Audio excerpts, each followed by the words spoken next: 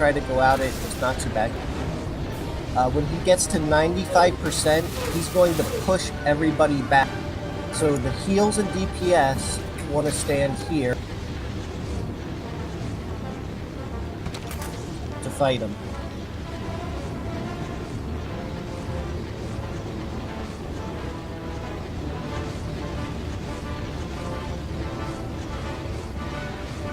Right here for melee. Okay.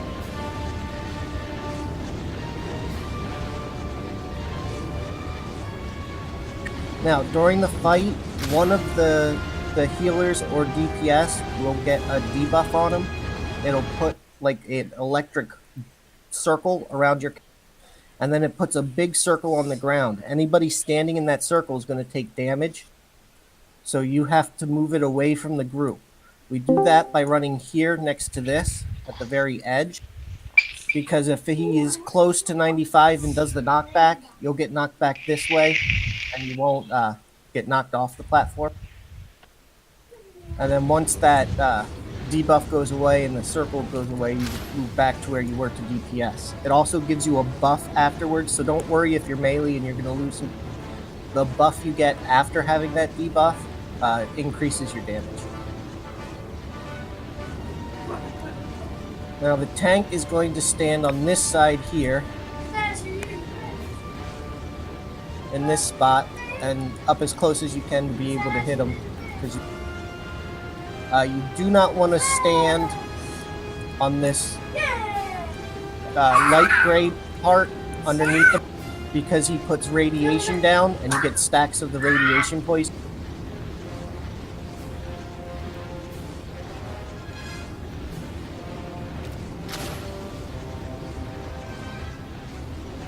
So you want to make sure you're not closer than this dark metal part, so you don't get the... he's going to do an attack that's conal, and it'll take half of the circle from here to this side over here where the tank is going to be taking damage. That's why the DPS will stand in that one spot and the tank stays over there. He will also slam his hand down in the middle here. So you don't want to be standing closer to the tank than where, so you don't take any of that damage. At 95, he's going to knock us all backwards. And if we're standing in the right positions, we won't get knocked off the platform. If he does, it kills you. And I believe it puts you in the middle of the platform when that happens. The in-combat res timer is a minute. So as long as somebody isn't on cooldown for an in-combat res, it's only a minute for people in the raid to so we can res whenever we need.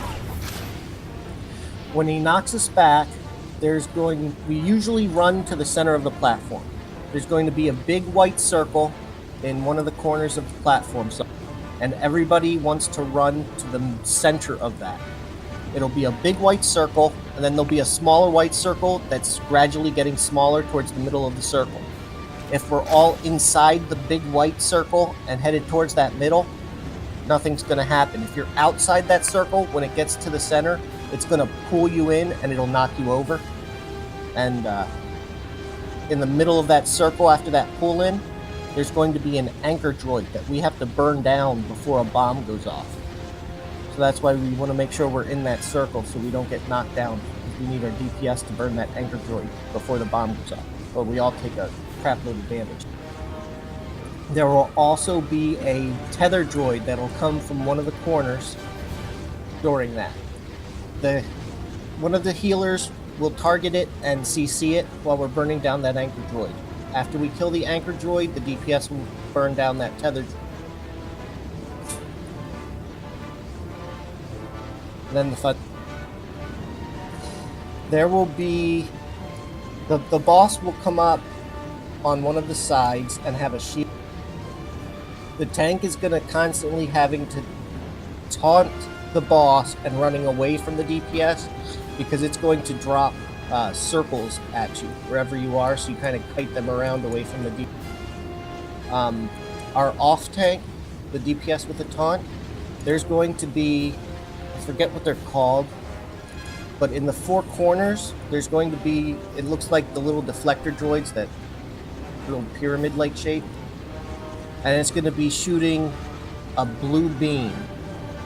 And where it's aiming, if you have aggro, it'll have blue arrows pointed toward. If you have that, you want to aim that blue towards one of the amplifier droids, which will be right there. Will be the one with the blue. Then amplifiers will be inside a little bit, and it'll be on all four of the corners. But you want to go next to the shield where the boss is, and aggro. So our off tank will aggro that one, point the blue beam at the amplifier, and then you want to aggro the amplifier. As soon as the blue beam hits the amplifier, you got to get the pink arrows from the amplifier to be pointed towards the shield. And then the beam will go from that amplifier to hit the shield. It'll take down the shield.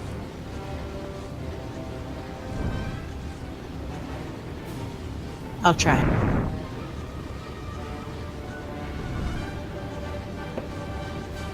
That's really the hardest part, is making sure you have aggro on the beam emitter droid or whatever that is, to get it to hit an amplifier, and then the amplifier you point to.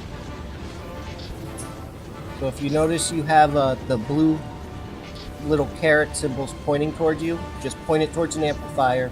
If you have the pink ones, just point it towards the shield.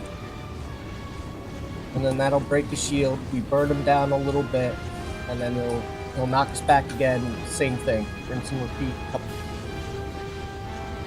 During this phase, there'll be little hole cutter droids that come out, and they like to congregate on the... So any AoE damage you have, you can damage those hole cutters until the shield is down. Once the shield is down, our focus is the boss. We have to burn the boss as much as possible, and then go back to cleaning up those ads afterward, while we're running towards the next white circle.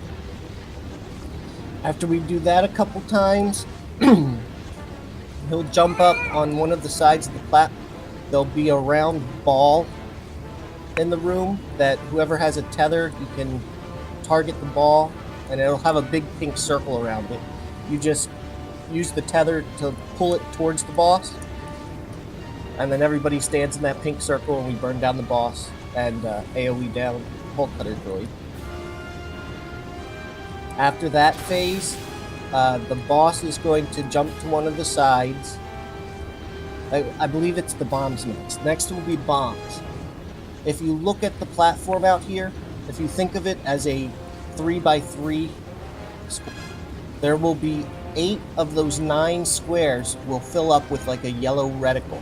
We have to look for the one space that does not have the yellow reticle, and we all have to run to it. And then the bombs hit, and then it'll do it again. It'll switch, and one spot will not have a reticle in it. We run to that one. Does that like 4 or 5 times, and then it goes to the phase where the boss will jump up on a side like that, and he's going to be charging his Omni Cannon. We want to interrupt as much as possible. We're going to burn the boss, and at first we won't be able to interrupt, but after a couple stacks of it, we can interrupt when he's charging it. So we just want to kind of interrupt when you can. It'll be charging up his Omni Cannon to, if it gets to 100, it goes off and wipes us. So when it gets to like 85, 90, I don't know if you can see it, there's a little blue symbol right here on this corner. It's a button. And when it gets like 85, 90, somebody runs over and presses the button, and it blows up the corner thingy, and it knocks the boss back, and he stops charging his Omni Cannon. Then he'll go to another corner of another side of the room, and we do that again if we need to. After that phase, when we burn them down far enough, the Gemini droid will show up in the center of the platform. The tank can use a tether droid to pull the Gemini droid around. During this phase, we have to keep the Gemini droid alive. There will be big round balls of energy that'll move from one side of the platform to the other, and we have to tether the Gemini droid to the opening in balls of energy so that it doesn't get hit by them and take damage. And everybody else has to do the same thing. You don't want to go through. You don't want to stand in the balls of energy. If it's coming towards you and you have to, you can run through it quick, but you don't want to stay inside of it. Also, during that phase, there will be little mines that'll come from all the sides of the room towards the Gemini droid. The DPS will also have tether droids because during all the other phases, there's the tether droids that we burn will drop a little tether. Somebody will pick them up. We can target the little bomb mine thingies and use the tether droid, and it'll fling them behind you and blow them up so it doesn't get too deep.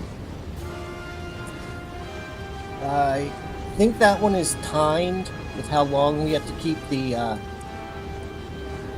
Gemini droid alive. After that, there's going to be a huge orange reticle on the platform, and